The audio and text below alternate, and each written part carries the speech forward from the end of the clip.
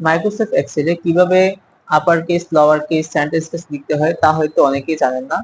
এখানে আমরা কয়েকটি নাম লিখেছি যা সবগুলোই লোয়ার, মানে হচ্ছে আপনার ছোট হাতের। একটি নাম রয়েছে শুধু একটি ক্যারেক্টার বড় হাতের। এখন এই সবগুলোকে যদি আমরা ক্যাপিটাল বা অথবা আপার কেস করতে যাই, তো সেক্ষেত্রে আমরা কিভাবে সেটি করতে পারি? কিবোর্ড থেকে ইকুয়াল লিখবো আপার, লেখার পর ফার্স্ট ব্র্যাকেট, এখান থেকে আমরা প্রথম সেলটে দিব, নামের প্রথম সেলটে দিব, দিয়ে আমরা ইন্টারে প্রেস করব।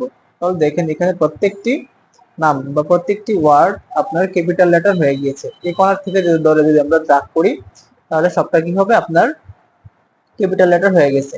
তারপর হচ্ছে লোয়ার কেস। যদি এরকম আপনার কাছে ক্যাপিটাল লেটার থাকে সবগুলা, এবং যদি বলে আপনাকে প্রত্যেকটি কি করতে, লোয়ার কেস করতে, সেক্ষেত্রে আপনি এখানে ইকুয়াল প্রেস করে লিখবেন লোয়ার ফার্স্ট ব্র্যাকেট, তারপর হচ্ছে আপার কেস গুলো আপনি সিলেক্ট করবেন, সরি একটা সেট সিলেক্ট করবেন, সিলেক্ট করে ইন্টারে প্রেস করবেন, দেখবেন সবগুলো আবার লোয়ার হয়ে গিয়েছে।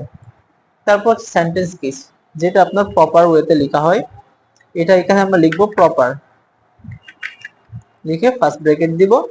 দেওয়ার পর এখান থেকে হচ্ছে আপনার নেমের এই সেলটাকে আমরা প্রেস করব, দিয়ে আমরা ইন্টারে প্রেস করলাম। দেখেন এখানে প্রপার ওয়েতে যেটা আমরা লিখি, এমডির এম বড়, আরিফের এ বড়, মিয়ার এম বড়।